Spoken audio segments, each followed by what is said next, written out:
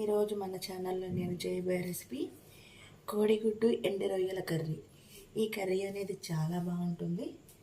ముందుగా నేను టమాటాలు, ఉల్లిపాయలు, పచ్చిమిరపకాయలు, కొత్తిమీర, ఇలానే ఎగ్స్ కూడా ఇలా ఉడకబెట్టుకొని పెట్టుకున్నాను. ఇక్కడ రొయ్యల్ని ఇలా క్లీన్ చేసుకొని ముందుగానే నానబెట్టుకోవాలి. ఈ విధంగా నానబెట్టుకొని పక్కన పెట్టుకోవాలి. ఇప్పుడు పెద్దలపాయని గ్రేవీ కోసం ఇలా పెద్ద ముక్కలుగా కట్ చేసుకొని మిక్సీ పట్టుకుంటున్నాను. ఇలా చక్కగా మిక్సీ పట్టుకోవాలి. కొన్ని అయితే గ్రైండ్ చేసుకుంటాను. ఇంకొక 2-3 ఉల్లిపాయల్ని సన్న ముక్కలుగా కట్ చేసుకొని వేయిస్తాను. చూసారా, ఈ విధంగా ముక్కలు కట్ చేసుకొని మెత్తగా మిక్సీ పట్టేసుకోవాలి. ఇప్పుడు చూడండి, ఉల్లిపాయలు కూడా కొంచెం కచ్చా పచ్చగా మిక్సీ పట్టేసుకున్నాను. దీన్ని ఒక బౌల్లోకి తీసేసుకోవాలి. ఈ కర్రీ అనేది ఒకసారి మీరు కూడా తప్పకుండా ట్రై చేయండి ఫ్రెండ్స్, చాలా బాగుంటుంది. ఎప్పుడు చేసేలా కాకుండా ఇలా చేయండి, చాలా టేస్టీగా ఉంటుంది. ఇలా ఆనియన్ పేస్ట్ని కూడా ఒక గిన్నెలోకి తీసుకున్నాను. ఇలా టమాటాలను కూడా మిక్సీ పట్టేసుకోండి. కొంచెం కచ్చా పచ్చాగా ఇలా చక్కగా కచ్చా పచ్చాగా మిక్సీ పట్టేసుకోండి. గ్రేవీ కోసం ఇది కూడా ఇలా మిక్సీ పట్టేసుకుందాం. ఇదిగోండి ఫ్రెండ్స్, టమాటా కూడా ఇలా మెత్తగా మిక్సీ పట్టేసుకున్నాను.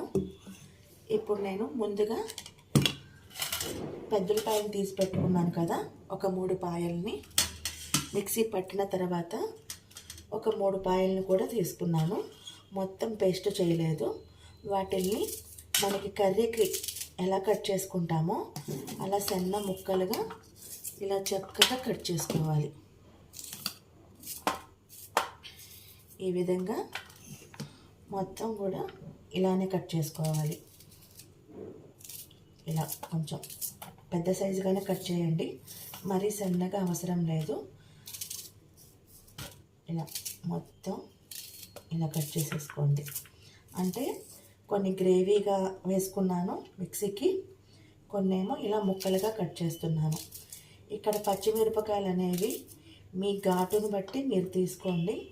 నేనైతే ఇది చూసారా, ఇలా 3 పచ్చిమిరపకాయలు తీసుకున్నాను. వీటిని కూడా ఇలా ముక్కలుగా కట్ చేసేసుకోండి చక్కగా.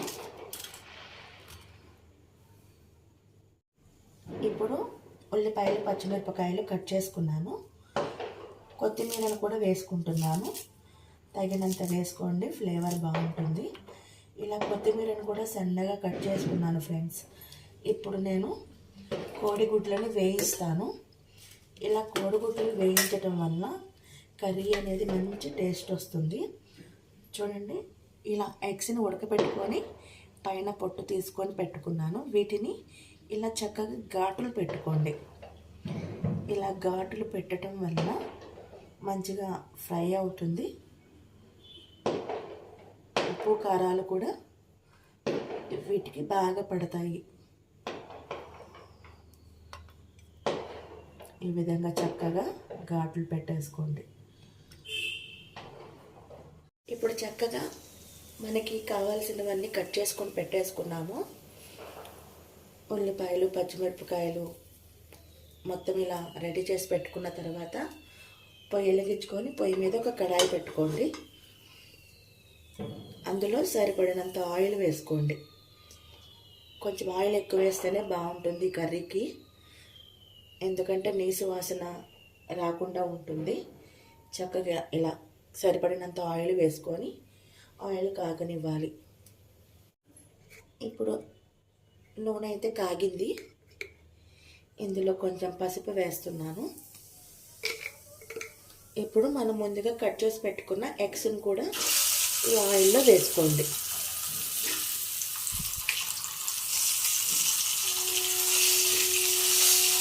ఇలా ఆయిల్లో వేసి తీసేసుకోండి. మంచిగా మంచి కలర్ వచ్చేంత వరకు ఫ్రై చేసుకోండి.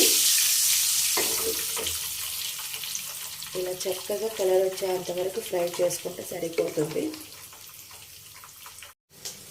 ఇలా కోడిగుడ్లు వేగుతూ ఉంటాయి. అవి వేగేలోపు రొయ్యలు ఉన్నాయి కదా, ఎండు రొయ్యలు, ఇలా చక్కగా వీటిని నానబెట్టుకోవాలి. వీటిలో మట్టి అలా ఉంటాయి ఫ్రెండ్స్. మనం ఒక పావు గంట అరగంట అలా నానబెట్టుకుంటే చాలు. ఇవి మంచిగా నాని ఇసుక ఉంటుంది కదా, ఆ ఇసుక మనకి తొందరగా పోతుంది. చూడండి, ఇలా చక్కగా 1-2 సార్లు కడుక్కోండి నీట్గా. ఇలా మట్టి ఏమీ లేకుండా చక్కగా కడుక్కోవాలి. రొయ్యల్ని మంచిగా ఒక 2-3 సార్లు నీట్గా కడుక్కొని పక్కన పెట్టుకున్నాను ఫ్రెండ్స్. ఇప్పుడు ఈ ఎగ్స్ కూడా చక్కగా వేగిపోయాయి. వీటిని ఒక గిన్నెలోకి తీసుకోవాలి. చూడండి, ఇలా మంచి కలర్ రావాలి. ఎగ్స్ అనేవి మనకి వేయించి కర్రీ చేయటం వలన మంచి టేస్ట్ వస్తుంది. ఇలా కోడిగుడ్లన్నీ ఇలా తీసేసుకోవాలి. ఇలా మంచిగా ఫ్రై చేసుకోవాలి. కోడిగుడ్లు తీసుకొని పక్కన పెట్టుకున్నాను. ఈ రొయ్యలని కడిగి పెట్టుకున్నాను కదా, వీటిని వాటర్ ఏం లేకుండా చక్కగా ఇలా పిండేసుకొని ఆయిల్లో వేసుకోండి. ఈ రొయ్యలను మట్టికి ఒక 4 సార్లు బాగా కడుక్కోండి ఫ్రెండ్స్. ఎందుకంటే ఇవి ఎండపెడతారు కదా, మట్టి ఉంటుంది. చక్కగా నీట్గా శుభ్రం చేసుకోండి. చూడండి, వీటిని కూడా మంచి కలర్ వచ్చేంత వరకు వేయించుకోవాలి. ఇలా చూడండి, ఇలా మంచిగా వేగిపోయాయి. ఇంకొక 2 నిమిషాలు ఇదే విధంగా చక్కగా ఫ్రై చేసుకోవాలి. ఇలా ఫ్రై చేసుకొని వీటిని ఒక బౌల్లోకి తీసేసుకుందాము. ఇలా మొత్తం ఇలా తీసేసుకోవాలి. ఈ రొయ్యలు కూడా తీసేసుకున్నాను. ఇందులో ఒక స్టార్ అనాస ఫ్లేవర్ బాగుంటుంది. అలానే ఒక యాలుక్కాయి, 2 లవంగాలు, దాల్చిన చెక్క చిన్న ముక్క, ఇలా అన్నీ వేసుకోవాలి. అందులో మనకి ఫ్లేవర్ అనేది చాలా బాగుంటుంది. ఇలా ఇవి వేగిన తర్వాత ముందుగా ఇలా పచ్చిమిరపకాయలు, ఉల్లిపాయలు కట్ చేసి పెట్టుకున్నాను కదా, వాటిని కూడా వీటిల్లో వేసుకొని ఫ్రై చేసుకోవాలి. మంచి గోల్డెన్ బ్రౌన్ కలర్ వచ్చేంత వరకు చక్కగా ఈ విధంగా కలుపుకుంటూ ఫ్రై చేసుకోండి. ఇలా తిప్పేసుకొని మూత పెట్టి ఫ్రై చేసుకోవాలి. ఇప్పుడు చూద్దాము వేగినాయో లేదో.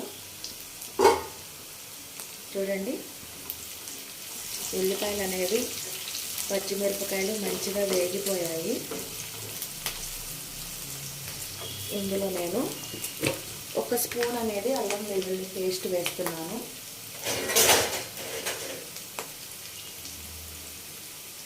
ఒక స్పూన్ అల్లం వెల్లుల్లి పేస్ట్ అది వేసుకొని చక్కగా పచ్చి వాసన పోయేంత వరకు వేయించుకోండి.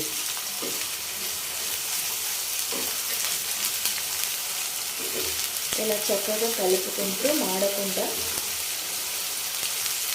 మనకి అల్లం వెల్లుల్లి పేస్ట్ అనేది పచ్చి వాసన లేకుండా చక్కగా ఫ్రై చేసుకోండి. ఇలా వేగిపోయిన తర్వాత అల్లం వెల్లుల్లి పేస్ట్ కూడా ముందుగా గ్రైండ్ చేసి పెట్టుకున్నాను. ఉల్లిపాయ పేస్ట్ అనేది ఇలా వేసుకోవాలి. ఇలా పేస్ట్ చేసి వేయటం వలన కర్రీ అనేది గ్రేవీ వస్తుంది, చాలా టేస్ట్ కూడా ఉంటుంది. ఇలా పెద్దలపై పేస్ట్ కూడా వేసుకొని ఇంకొక 2 నిమిషాలు ఇలా మంచిగా అల్లం వెల్లుల్లి మొత్తం వేసాం కదా, పేస్ట్ అనేది చక్కగా ఫ్రై చేసుకోవాలి. ఇలా మీరు ఎప్పుడు చేసేలాగా కాకుండా ఫ్రెండ్స్, ఇలా ఒకసారి తప్పకుండా మీరు ట్రై చేయండి. ఈ రెసిపీ అనేది మీకు నచ్చుతుంది. అలానే మీరు ఎలా చేస్తారో కూడా తప్పకుండా కామెంట్ చేయండి. చూసారా, ఇలా మంచిగా వేగాలి. ఇప్పుడు ఒక 2 నిమిషాలు మూత పెట్టుకుందాం. ఇప్పుడు మనకి మసాలాలు ఎంతవరకు ఉడికాయో చూద్దాము. చూడండి, ఉల్లిపాయ పేస్టు, అల్లం వెల్లుల్లి చక్కగా వేగిపోయాయి. ఈ విధంగా వేగితే సరిపోతుంది.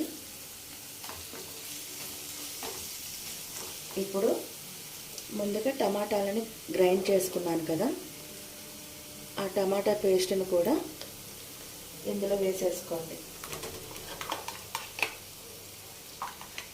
చూడండి, ఈ విధంగా మంచిగా ఇప్పుడు బాగా కలిపేసుకోవాలి. కలిపేసుకొని ఈ టమాటాలు కూడా మనకి ఆయిల్ పైకి వచ్చేంత వరకు చక్కగా వేగాలి. సిమ్లో పెట్టి మంచిగా వేయించుకోండి. ఆయిల్ అనేది మనకి పైన తేలాలి. అంతవరకు మూత పెట్టుకొని ఉడకనివ్వాలి. కర్రీ ఎంతవరకు వచ్చిందో చూద్దాం ఫ్రెండ్స్. చూడండి, ఆయిల్ అనేది కూడా పైకి తేలింది. ఇందులో నేను ఇంకొంచెం పసుపు వేసుకుంటున్నాను.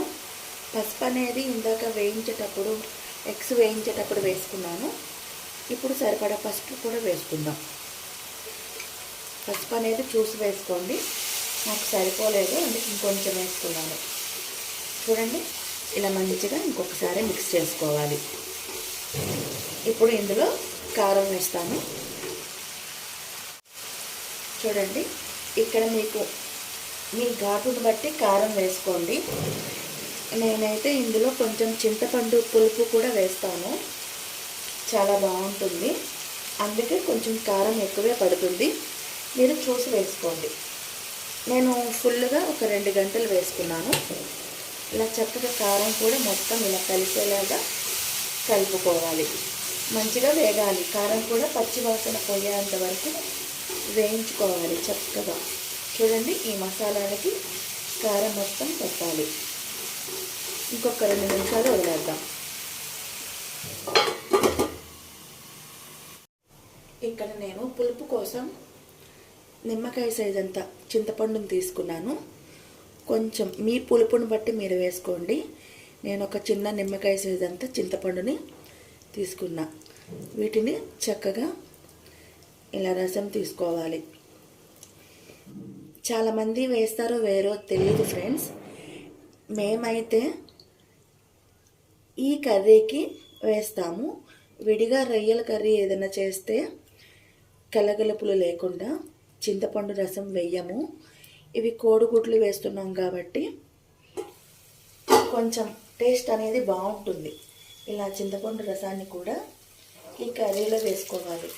మీ పులుపుని బట్టి మీరు తీసుకోండి. ఇలా ఒకసారి పులుపు కూడా వేసి ట్రై చేయండి, చాలా యమ్మీగా ఉంటుంది. దీన్ని ఇంకొకసారి చక్కగా కలుపుకోవాలి. ఇలా మంచిగా కలుపుకోవాలి.